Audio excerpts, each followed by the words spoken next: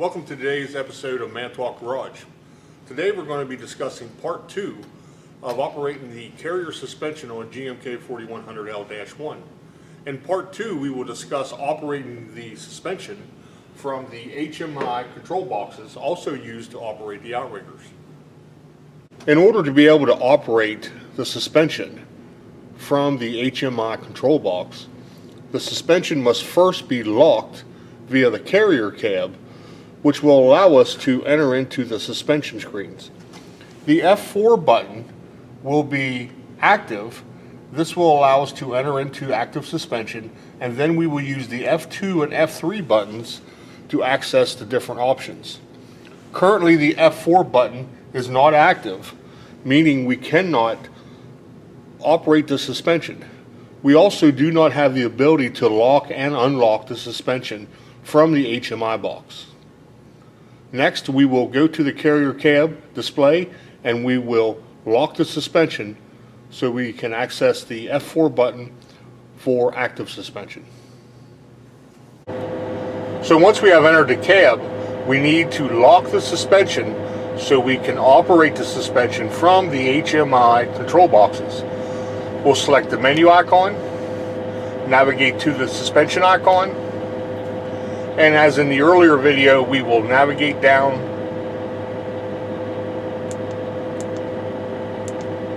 to the suspension lock and unlock icon. We will select OK, and now the suspension is locked.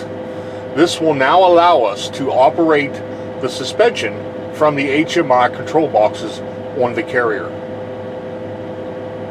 Now that we have the suspension locked from the carrier display and the ignition is turned on, we see that the F4 button is illuminated, which means that the suspension can be activated and operated from the HDMI box. First, we will need to start the crane using the start button.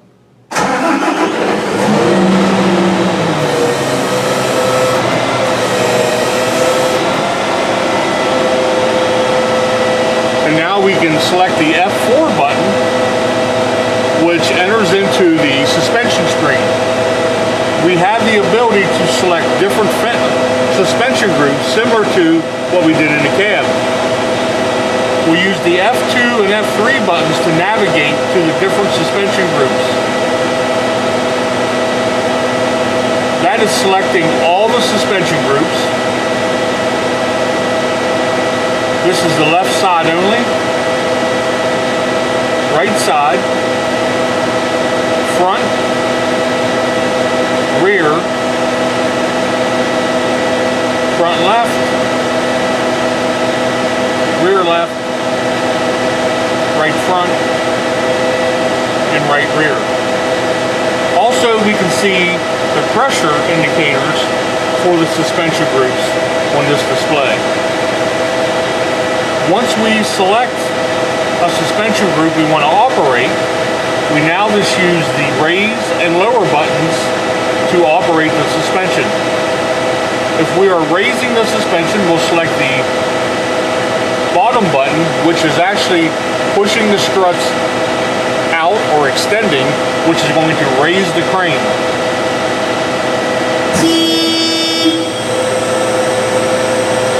We also hear an audible alarm to notify us that we are lowering the wheels or pushing the wheels down.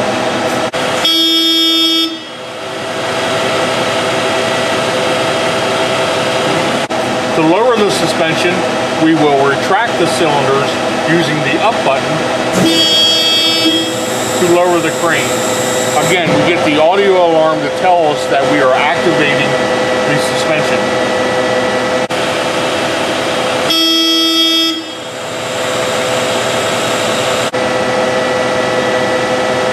Once we get the suspension to the height we want, we can exit out of this menu by selecting the F4 button, and now we are back to the outrigger control features on the HDMI display.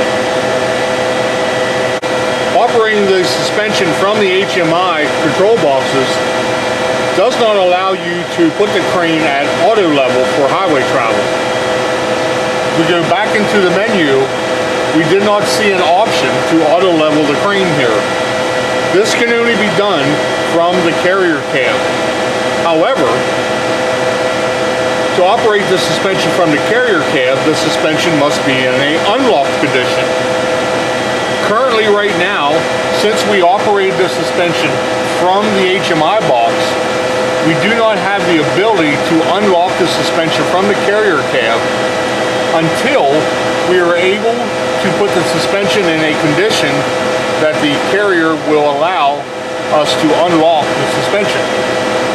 This can be done by applying pressure to the suspension struts so they will read evenly in their pressures, and the little symbol in the front that looks like a rectangle represents the cab of the carrier. When that icon is flashing, we will then be able to unlock the suspension from the carrier cab.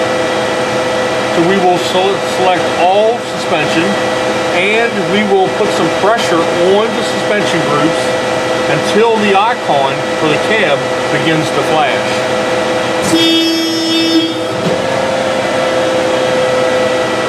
The icon is now flashing. This will now allow us to unlock the suspension from the carrier cab, and then we can put the crane back to highway height for travel. After putting pressure on the carrier suspension struts, so the icon on the HMI operating display was blinking, we can now enter back into the menu via the carrier cab display, enter into the suspension screen, and now we can select to unlock the suspension, which will allow us to put the highway height back to travel condition. We will select the unlock button. Be warned, it will not unlock right away. The crane will try to equalize the pressure even more in the suspension groups. This may take 15, 20, 30 seconds until it actually unlocks the suspension. Select OK. The engine throttle comes up. Audible alarm sounds to indicate that we are unlocking the suspension. We see the pressures changing in the suspension groups.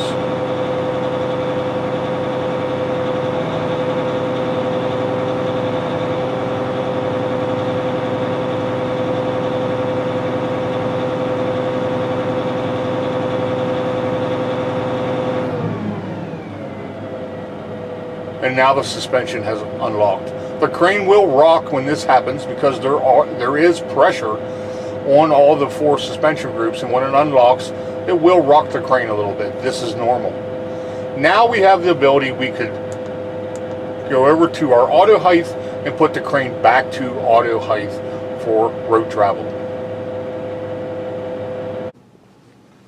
Thanks for tuning in to today's episode of Man Talk Garage. Be sure to tune back in the future for more videos. Thank you.